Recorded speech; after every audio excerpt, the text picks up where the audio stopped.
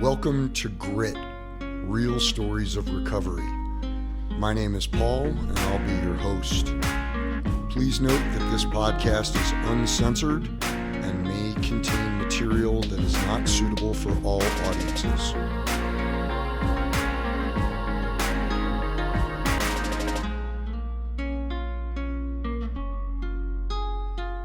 Again, welcome to Grit, Real Stories of Recovery. My name's Paul, and I'll be your host.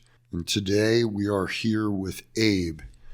Abe, thanks so much for joining me today. I really appreciate you taking the time to share with us. Of course. Glad to be here. Tell me a little bit about your upbringing, your past, your history. Well, I'm 5 of 6 children in my family. Pretty standard upbringing. My dad went to work every day. My mom, for the most part, stayed home and then eventually got a second job. I was raised in a pretty religious family. I was raised Mormon.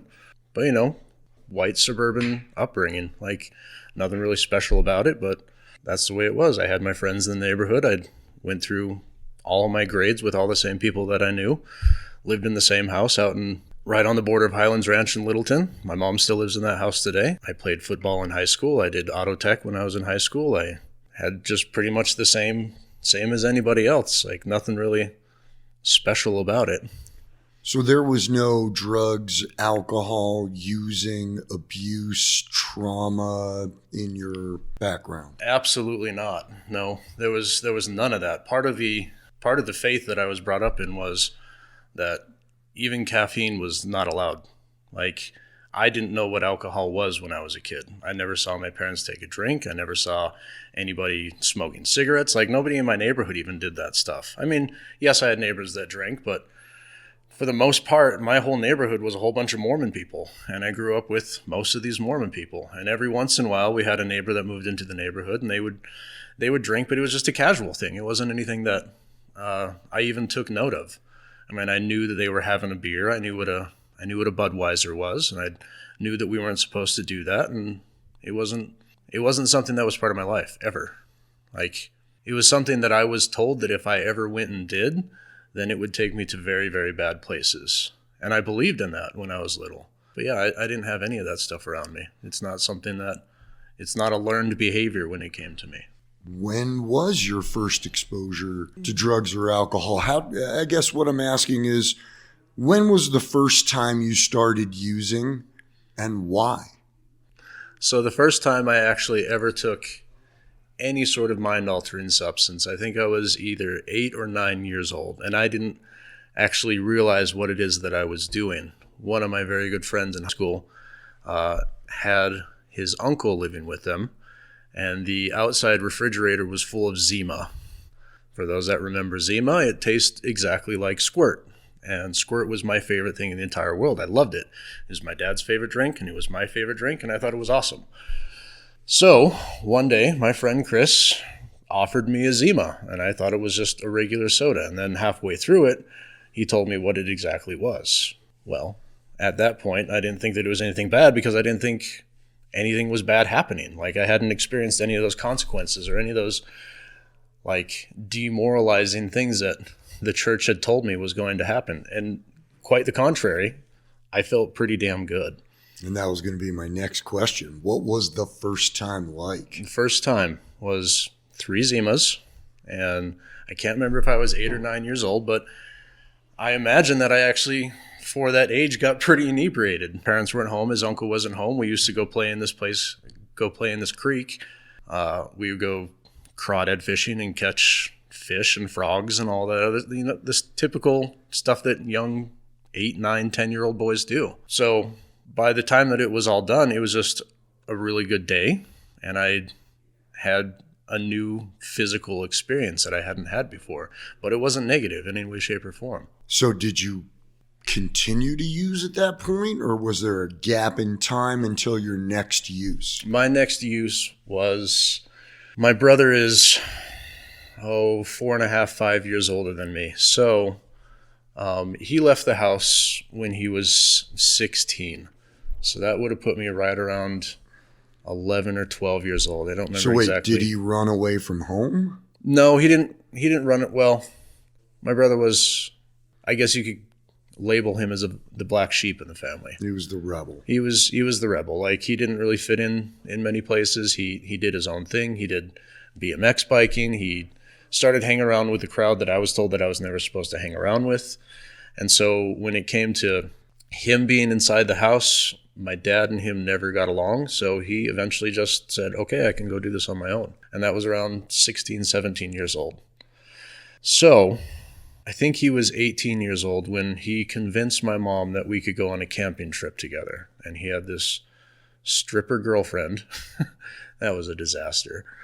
But we went camping together, and he asked me, like, have you ever drank? And I said, yeah, of course I've drank. I mean, I wasn't completely honest with him. And I said, yeah, I've drank it a couple times. And so he asked me what my favorite stuff was. And I had no idea. I said, well, I like the sweet stuff. So on this camping trip, he brought a bottle of Jack, a bottle of watermelon pucker, a bottle of apple pucker, and a whole bunch of Coronas. So the second time that I drank was with my brother, and I was in my early teens. Did you feel pressured to drink, or did you want to drink? I wanted to drink, but I also wanted to be at the same level that my brother was at. Like, I wanted to be with my brother. Like, I wanted to experience new things. I wanted to see what his life was about. I wanted to see, the things that he was doing that made it so he couldn't be at home all this time. How old were you again? 12, 13, right around there. Maybe 14, something around there. It's kind of blurry. That night was a big blur. So we were on this camping trip, and it was myself, my brother, and his girlfriend. She proceeded to get, like, really, really fucked up. And they got into a fight and an argument. And so I walked away with the bottle of pucker, and I finished that entire bottle of pucker myself.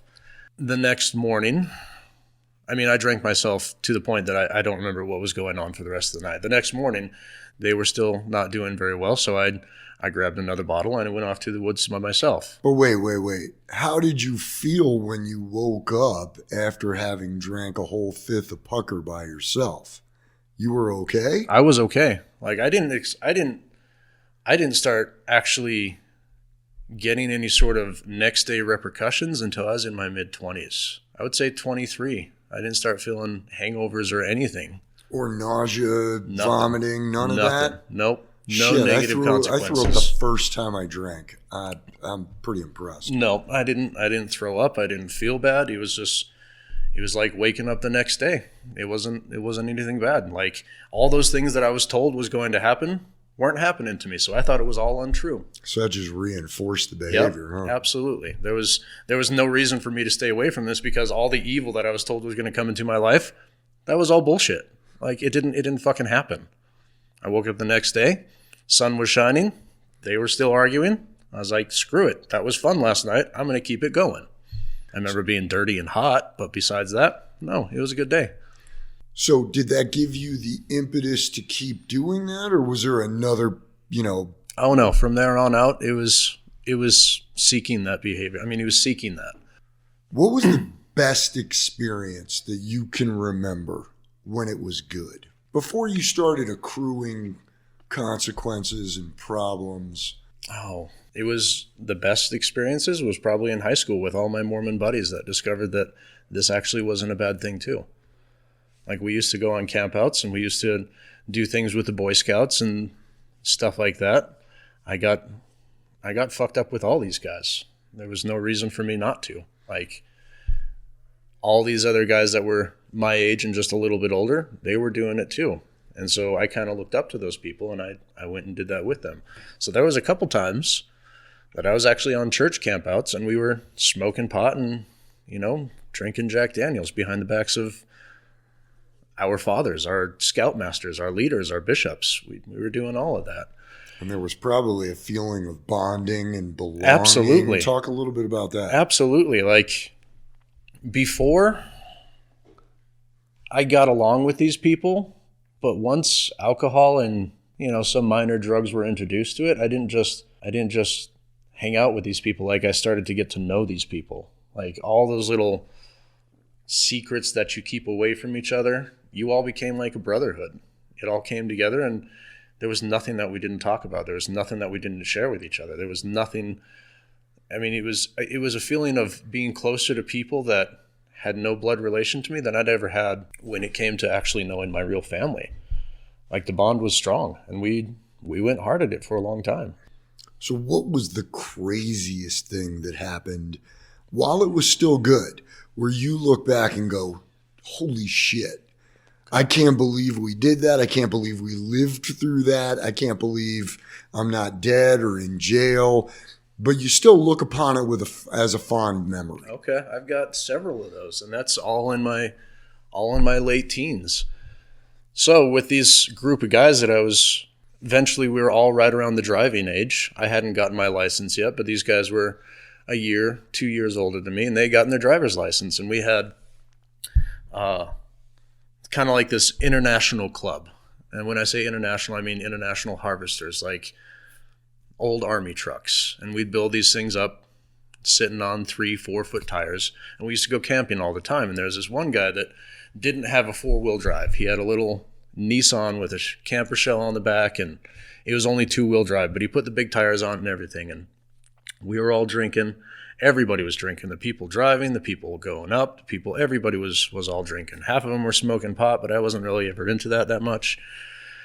And my buddy Jason and I were on the back of this little dinky Nissan pickup truck with oversized tires on it. We were doing 4-wheeling trails. And so on the top of that camper shell, there was, I guess you could call them like the smallest ski racks that you could imagine, like the stock stuff that comes on cars now today. And so we were hanging off the back of this truck, standing on the bumper. We were all drinking Bacardi Limon. That was our big go-to. To this day, I smell anything lemon, and I want to shoot myself. It's disgusting. But we were all going 4-wheeling, and because he didn't have 4-wheel drive to get up these trails, he just had to gun it. Like, he didn't have the crawling power as everybody else. He just had to gun it. So Jason and I were on the back of this Nissan, hanging on to this rickety rack, and he was gunning it up the hill, and he hit this bump, and we were just completely sloshed out of our mind. The ski rack breaks. We've got this ravine off to the left.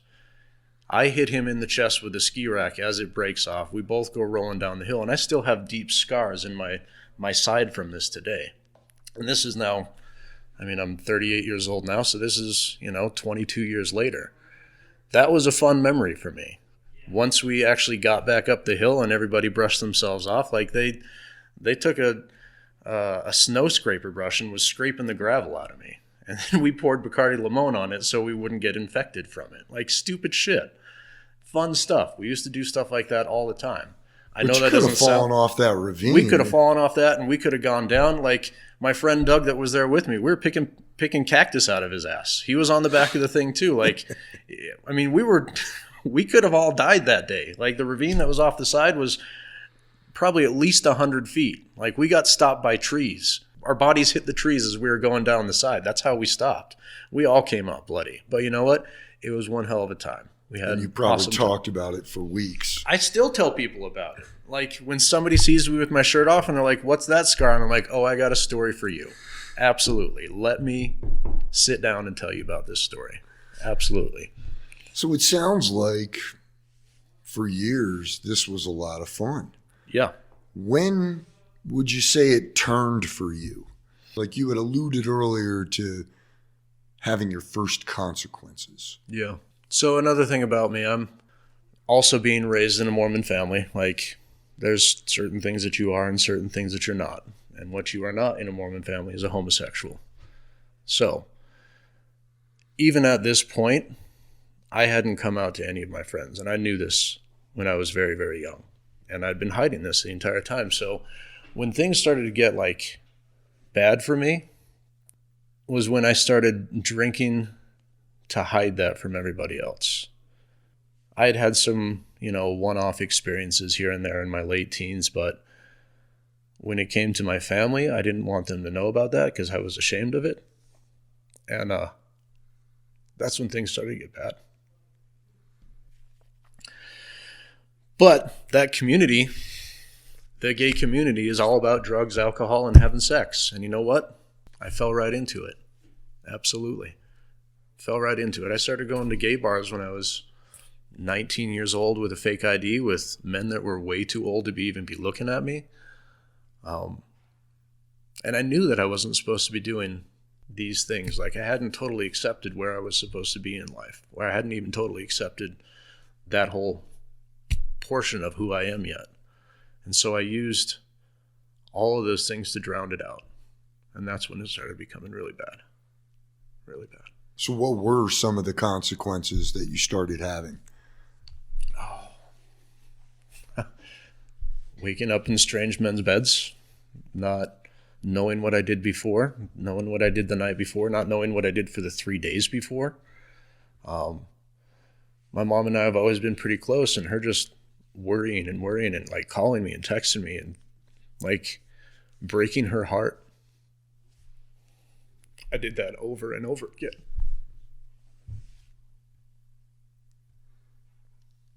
Wasn't supposed to cry during this, Paul. It's okay, man. When I got into that point, I didn't have any solutions for anything else besides turning to drugs and alcohol. I didn't have any coping mechanisms. So at that point, you started using to, what I hear you saying is kind of numb some of the feelings you were having about your mother and yourself and your life situation. Yeah. Like, I didn't want to deal with it. Like, I didn't want to deal with it at all. But you know what? I didn't want to go out partying with these guys all the time. But that's what I knew. It was the fake camaraderie and the fake feeling of family with people that didn't give two shits about me. Mm-hmm. But, you know, I was 19, 20, 21 years old. I was a good looking dude. And there was a lot of people that had interest in me. And every single person that had interest in me was also drinking, using. I mean, that's the MO when it comes to young gay life. Like, it's drugs, alcohol, and sex. And so that's what it was. And I didn't even care about like trying to progress myself or like get out of a bad situation. It was just, okay, well, fuck it. Do it again tomorrow. Do it again the next day. Don't have to deal with this. Let's just go out and party. So how long did you live this life? Oh, off and on for a long time, for way too long. I couldn't put a number on it. So during that period, you obviously probably did some pretty crazy shit. I asked you earlier, what was one of the craziest things that happened to you that you remember fondly? What was one of the craziest or most dangerous things you remember where you wish you could have taken that back or it hadn't happened? There's a lot of that stuff too. You know, I'd gotten in some pretty toxic relationships with people that I would look at today and say, what the fuck is the matter with that person? Eventually, I mean, I wasn't able to keep a job very well. I mean, there was a company that I worked for, and they put up with me for a very, very long time. But eventually the drinking and the partying and the self-loathing and the everything else like got to the point that nobody wanted to put up with me anymore. Like, work, family, friends, they all disappeared. But, you know, I was always able to get into some sort of a relationship. And one of these relationships, my main thing was alcohol. And then once I got alcohol, I would like to bring prescription painkillers into it too. But I didn't ever really seek out drugs as a drug addict, I think. And maybe I'm getting this wrong. But I was in a relationship with somebody who was a full-on meth addict. And it became very physically violent. It became very demoralizing. Because I couldn't hold a job and I was with him, instead of, you know, trying to progress in life or like going out and find a new job, I was like, fuck it, this guy's making money selling meth. Bet you I can do that too. And that took me into some very, very scary, dark places. Like, that took me to places in addiction that I didn't even know existed. Give me an example of one of those. Like going into this fucking meth house with people that look like they should be dead, like scars all over their face and picking themselves apart, and like having sex with random people on a stained mattress on the ground. Like, that's just disgusting. I didn't ever want to be in that sort of stuff. But that's where we would go to sell the drugs. In those places, like, these people didn't care. They didn't care at all. Like, you would become attacked when you came into these places. they would try and take you down. They would try and kill you when you went in there. Like, we would go in there strapped up. We'd have guns on us. We'd have knives on us. And this was just so we could make $40. Very, very scary, dark places. I didn't even know existed. And it's part of some people's everyday real life addiction. That being said, I'm not going to say that I didn't partake in it myself. I did. And then the craziness just got 10 times worse than I ever thought it would ever be. Like, for the brief time that I was using meth for like 6 months, I didn't even know that world existed. And it's fucking scary. It's terrible. The people in that, when they're in active addiction, they are fucking scary. I didn't ever want to do it again. I didn't want to go into these places. I didn't want to do any of this stuff, but I felt like I had no choice. I was with somebody that this is how he made his money. I wasn't able to hold down a job. So this is what I had to do. And it sucked. You felt trapped. Absolutely. Absolutely. I went into places that put my life in danger, and I threatened to put other people's life in danger over $40 fucking dollars. Like, what's $40? It's nothing. Ugh. I mean, I feel gross just talking about it right now. Did it in any way make you feel better about yourself for just being an alcoholic? No, because at that point, I wasn't just an alcoholic. At that point, it didn't matter what you had. Like, you could give me ecstasy, you could give me cocaine, you could give me meth, you could give me heroin, you could give me whatever you wanted. And it didn't matter. Like, if somebody else was doing it and it was going to take me out of my head and out of my mental space that I got myself into, fuck it, do it. So what started as something fun progressed to something really scary. Incomprehensibly demoralizing. Right? And we hear folks talk about the progressive nature of the disease, and it sounds to me that you just painted a picture of exactly that. So let me ask you, when did you first realize, hey, man, I should probably fucking stop? First time that thought occurred, I was living on 21st in York. Big, huge house, opened up to City Park. We were all having a good time there. And for those that know Denver, you also know that right up the street from there is also the biggest AA house, York Street. And I thought that York Street was a frat house. And I went by York Street one night because I'd seen them, like it was in my neighborhood. We walked the neighborhoods, we partied, all that fun junk, and there's always people on the front porch with drinks in their hand and smoking cigarettes on the patio. So that's a frat house. I showed up to York Street with a bottle of Jack and wanted to go join their party. Yeah. Yeah. How'd they react to that? Obviously they weren't having a party and they weren't inviting me in either.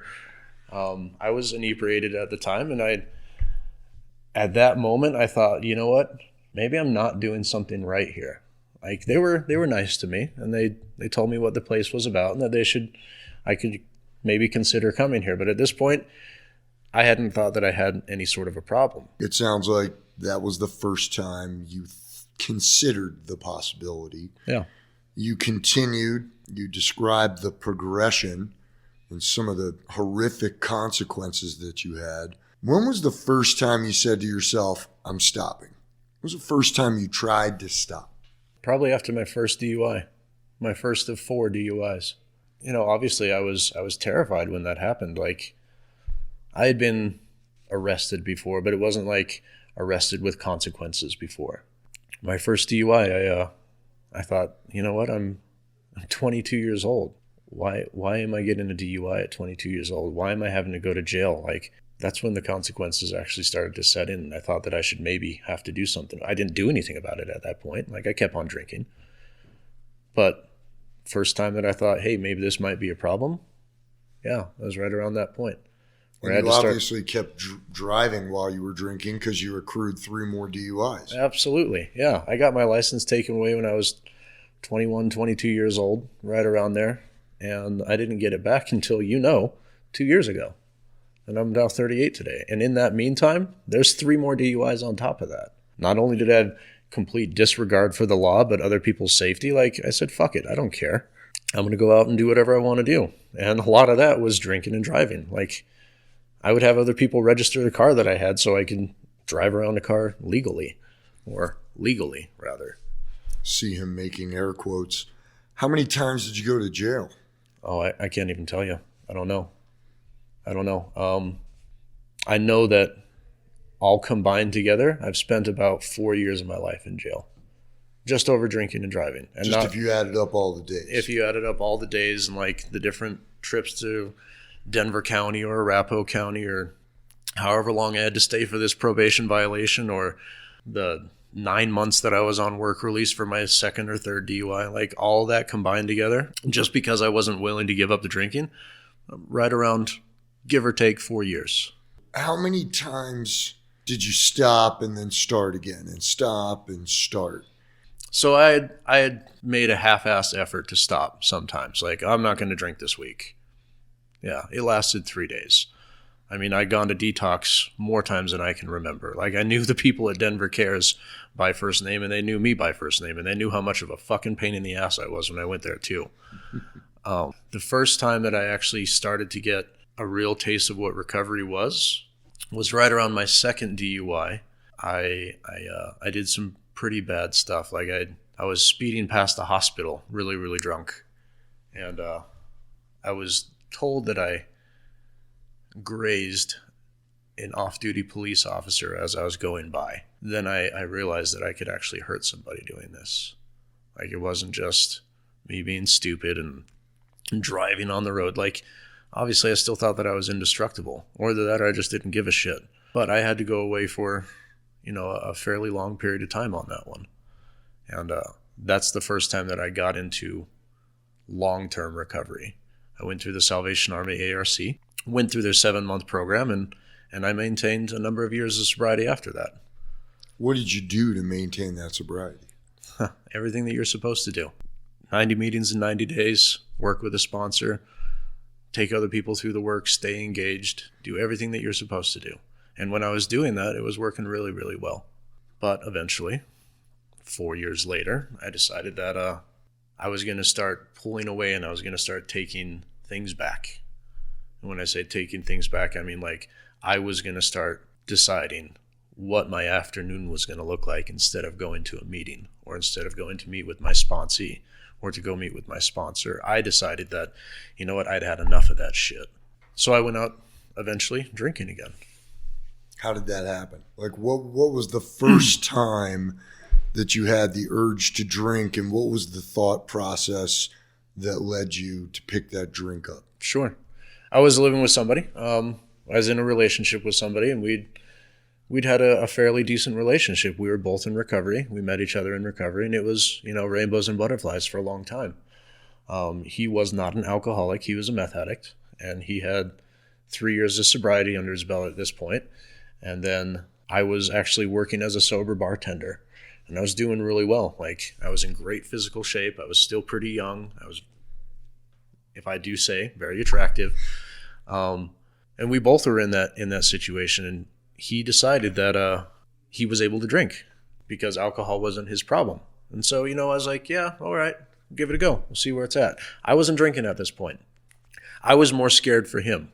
I was still in that mentality that, this mind-altering substance is probably going to lead you back to your other thing. And I was going through that process because I didn't want to see him get hurt. I didn't want to see him fall down that hole. But he was insistent. And so he would come in and drink at the bar that I was working at all the time. And this is all about a 6-8 month process. Eventually that led to him smoking pot. And then I was, living with this guy, in love with this guy, and seeing that he was able to do this and not have to suffer the consequences for it. Granted, alcohol was not his thing. He never called himself an alcoholic. But it didn't take him back to that ugly place. And I saw that it didn't take him to that ugly place.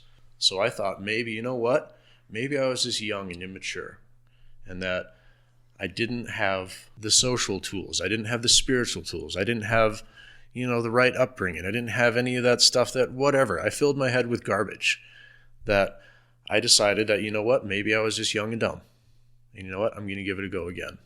So one night when I wasn't working at the bar, I went into that same bar with my boyfriend at the time. And I sat down there was other people who knew me in recovery working in that same bar who had had like 6 years sober. And I said, hey, I want a Blue Moon. And that's where it started. It wasn't until I got into that one toxic relationship that I alluded to that it got bad. I was still able to maintain that job at the bar, but now I was drinking in that job in the bar. So, my performance started to go down, but shit didn't really hit the fan until about 2 years after I picked up the first time. But then when it hit the fan, it really fucking hit the fan. Like zero coping skills, zero friends, zero family, zero anything to reach out to besides alcohol and that fucking douchebag I was with. Mm-hmm. And when it did get bad, it got really, really bad. Like, I get emotional just thinking about it because that's not the person I am. Yeah, I can tell. So what made you finally stop? What was the thing, because I've known you for years and you haven't drank or used. What was the thing that made you say, I'm done? I was fresh out of that toxic relationship that we talked about where I was dealing drugs. And it got really, really bad, like to the point that we gotten into a fight and it was about me not wanting him to do this anymore and like me trying to be savior for him and like stop him from going out and doing this because he'd leave for 4, 5, 6 days at a time and it was absolutely heartbreaking to me. And so he came home one day and he had like a Ziploc bag, like a gallon Ziploc bag full of meth. And I tried to take it from him. And I tried to like take it from him and flush it down the toilet. Well, he didn't own that meth. There was people that owned that meth. And it got to the point between our fight at that time that he took his belt off and he strangled me till I passed out and left me in the bathtub.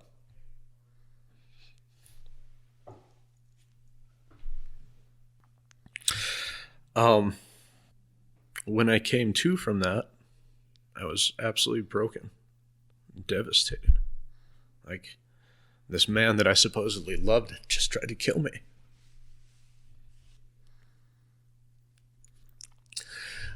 I left that situation. I went to my mom's house. Like, she begrudgingly brought me back in. I mean, she saw that there was nothing left to me. So my brother was also living in my mom's house. He's 5 years older than me, and he'd fallen on some hard times, and he'd struggled with his family, and it was my brother, his wife, and their kid there. My brother and I don't get along in any way, shape, or form, and I was still drinking all through this, even though I promised my family I was going to stop. I'm a very neat and tidy person. Things have their place, and you need to put things in their place, and if you don't have them in your place, then it creates chaos, and my dad was the same way. My dad's been dead for now 18 years. And my mom and my dad worked really hard to keep this house nice and clean. And my brother was not that way. And so I got really, really drunk and I went through the house and I destroyed a lot of his shit and went up to my room and fell asleep. And he came home and we had a fight. And I slept with I wouldn't call it a machete, but I'd call it bigger than a pocket knife right next to me. And I took a swing at him. And I almost killed my brother. The next day, I called Vincent and did an application for step Denver. So what was it like surrendering and coming into a facility that's supposed to help you stop drinking and using? Honestly, at that point, I was so exhausted and just so lost in what I was supposed to do. Coming into this place was a godsend. Nobody wanted anything to do with me. I mean, I'm almost 5 years sober now, and I still haven't spoken to my brother. He's had 2 kids since then. I've never seen him.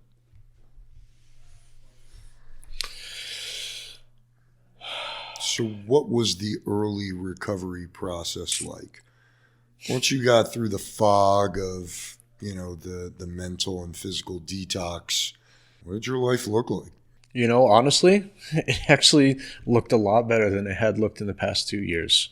I was happy where I was at. I was living in a place with 60 plus dudes, living in a dorm bed downstairs where I had a really overweight guy that snored really loud to my left, and dude that had horrible BO to my right. And I was happy. Like, I was happy to be there. I was absolutely content. It was beginning to rediscovering who I was again. The early parts of recovery was better than the last 2 years that I was living before. Even in a communal living environment, I was starting to feel happy again. Like, yes, I've had to deal with a lot of stuff, and I've had to make amends, and I've had to do all that stuff, and a lot of that stuff I did early in recovery. But that was still leaps and bounds better than where I was. What were some of the things you did in early recovery to kind of keep your momentum going and rebuild your life? Everything that my recovery support manager told me to do, which was go to the mandatory in-house meetings, go out and find a sponsor, find your outside meeting groups, get phone numbers from people, go to 90 meetings in 90 days, do everything that you are supposed to do in recovery. Because even though I hate euphemisms, I hate meeting makers make it, I hate the do 90 meetings in 90 days, I hate it works if you work it, but you know what? Every single one of them is fucking true. That's why they're cliches. Yeah, I hate them. But you know what? They work. And I hate telling people that they work because they actually do work. So that's what I did. Like, and eventually I got to the point that people could trust me again, because how'd that feel? That was awesome. That was absolutely awesome. Who was the first person that you realized, wow, this person trusts me? It was another resident here. Like, he told me a secret about something. And I was like, how does he know that I'm not going to go spread this around? I was like, wow, this dude actually trusts me. It's been a long time, because every single trust bridge that I had ever built had been burned and pissed on. Like, there was no going back and rebuilding it. And I'm still suffering some of those things today. Like I said, I haven't talked to my brother in 5 years. Mm-hmm. Getting trust back, even in very small amounts, it made me feel like I was actually able to do this again. Building back up once you've relapsed or gone out or whatever it is that you want to call it, that's the hard shit. Like, actually asking for help once you get to that point, that's easy. Doing the actual work, that's exhausting. It's exhausting. It's worth it, but it's exhausting. So what's your life like now? My life now. I could not ask for a better life now. I really couldn't. Like, I get to work with great people every day. People that all have the same, well, not every single one of them, but people that all have addiction issues. Like, I go to work and I can't bullshit somebody. I can tell when somebody's having a bad day. They can tell when I'm having a bad day. They can see when I'm starting to go down this maybe semi-self-destructive path and put me back on. I have a relationship with a man that I absolutely love today. And there is nothing toxic about it. I can do whatever I want today. I can go on vacations today. Like, that shit doesn't happen when you're drinking and using. Not when you get to the point that I got to. I've got a great house. I've got a great partner. I've restored relationships with 90% of the people that actually mean something to me. I've made great relationships with people that I would have never talked to. I wake up in the morning and I obviously don't want to get out of bed, but once I do get out of bed, I actually enjoy coming to work, because what it is that I do now is that I get to help other people experience a different way of living. And it doesn't get any better than that. You ever think about using? Does that ever pop into your head? Of course it does. Of course it does. This isn't something that you get cured from. It's not something that you get to get a certificate from or graduate from, or like spend this certain amount of time and somebody says, here's your award, you're done with this. No. I used to think that's the way that it was. It's not. I mean, there's days when and there's not even a trigger to it. There's not even anything that goes wrong or like a bad day. Like, even to this day, sometimes I go home on like a nice summer day and I'm sitting there, I'm playing with my dogs, and I think, you know what? A 3-finger Jameson sounds awesome right now. Because not everything associated with alcohol and drugs was bad. Like, there were some really good times too. But I know that once I even entertain that thought and I let it become more than that 10 seconds that I give it to start with, that it's just downhill from there. I've done it over and over and over again. So yes, I don't think that anybody in recovery can honestly say to you that I do not ever think about drinking or using again. Yep, that's my experience as well. So if you had a piece of advice you'd give to somebody that might be listening, that may have a problem, they don't know if they have the problem, they might have a loved one they think has a problem, based on everything you've shared with me, what would be that piece of advice? It gets a lot better. It does get a lot better, but you have to work for it. My advice is that when you are ready, that you need to ask for help. You can't do this on your own. Every one of us who has tried has also failed. This is not something that you get to pray away. It's not something you get to will away. It's not something that you get to have a certificate from going to a 90-day treatment center. It's something that you have to deal with every day. And it's not every day. It becomes much easier, but you have to be willing to ask for help. You cannot let pride stand in your way. Amen. Abe, thanks so much for taking the time to share with us today. And thanks for keeping that share real. Absolutely. This podcast is being brought to you by Step Denver Men's Residential Addiction Recovery Program. Step Denver gives men with nowhere else to turn the opportunity to overcome the consequences of addiction through a program based on sobriety, work, accountability, and community. For more information, visit stepdenver.org.